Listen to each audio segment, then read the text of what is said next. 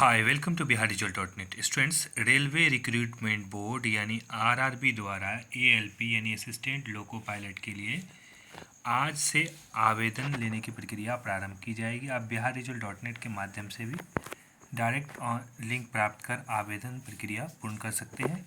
जैसा कि आप इंडिया अपडेट सेक्शन में आएंगे तो आपको दिख जाएगा RRB ALP CN01/222025, ये एडवर्टीजमेंट नंबर है।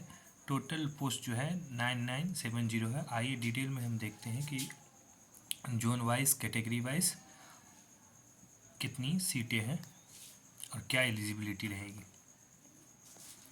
तो जैसा कि आप यहाँ देख पा रहे होंगे कि आवेदन की प्रक्रिया जो है आज से यानी 12 अप्रैल 2025 से प्रारंभ कर दी गई है। आवेदन की अंतिम तिथि यानी लास्ट डेट आप एप्लीकेशन अप्लाई करने के लिए जो है आपका वो 11 मई रखा गया है।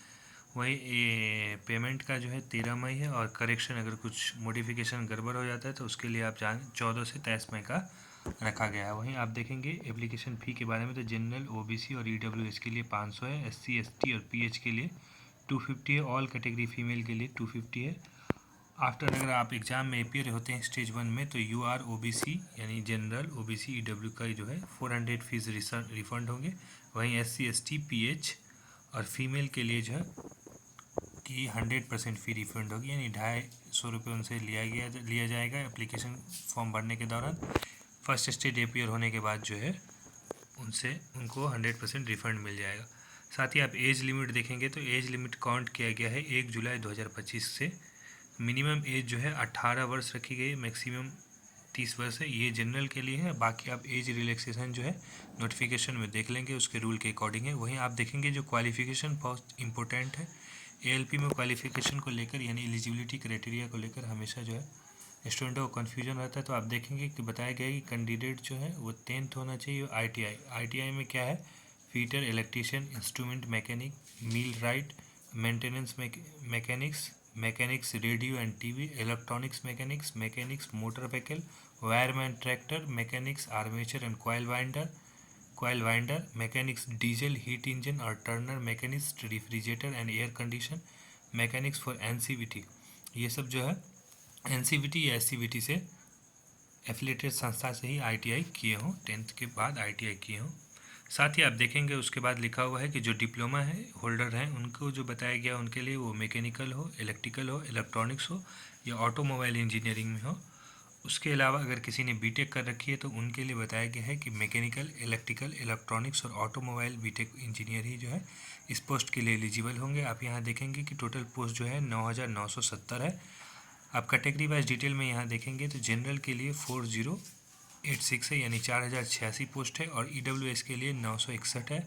वहीं अदर बैकवर्ड यानी OBC के लिए 2617 है, शेड्यूल कास्ट यानी SC के लिए 1474 है, ST यानी शेड्यूल ट्राइब के लिए 832 है। टोटल पोस्ट आप देखेंगे कि 9970 यानी 9970 है। आगे आप देखेंगे जो जोन वाइज डिटेल दिया गया है। आप यहाँ देखेंगे अहमदाबाद में जो है कुल जो है 497, अजमेर में 689, RRB अजमेर जो है आप देखेंगे वेस्टर्न वाले जोन में जो है 141।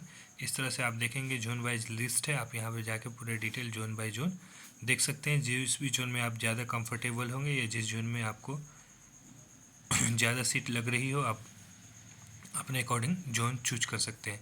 यहाँ एक रिक्वेस्ट है कि interested candidate can read the full notification before the apply. ये इन्फॉर्मेशन अपनी ओर से वेबसाइट प्रोवाइडर की ओर से सही जानकारी के आधार पर दिया गया है। फिर भी आप जो है एप्लीकेशन अप्लाई करने से पहले एक बार नोटिफिकेशन ज़रूर देख लें। यहाँ आप देखें कुछ इंपॉर्टेंट लिंक आपको मिली हुई है, जैसे ही अप्लाई पर क्लिक करेंगे तो ऑफिशियल वेबसाइट पर आप पहुँच जाएंगे। यहाँ पहुँचने के बाद आप देखेंगे अप्लाई का सेक्शन है, यहाँ पर क्रिएट अकाउंट या ऑलरेडी आपका अकाउंट है तो इसके थ्रू आप जा सकते हैं। नोटिफिकेशन यहाँ आपको इंग्लिश में मिल जाएगा, आप यहाँ देख सकते हैं और कुछ की इन्फॉर्मेशन यहाँ दिए हुए हैं, आप खुद भी पढ़ सकते हैं। हालांकि सभी इन्फॉर्मेशन ऊपर जो आपने देखा है वही है, इसको समराइज़ किया गया है। तो उम्मीद है कि आप लोग को किसी तरह का कोई कन्फ्यूजन ना रहा हो। अगर कन्फ्यूजन रहा हो तो आप हमें कमेंट बॉक्स में लिखें, मैं संभवतः आपके सभी सवालों का जवाब देने की कोशिश करूँगा। Thanks for watching, stay connected to bihardigital.net।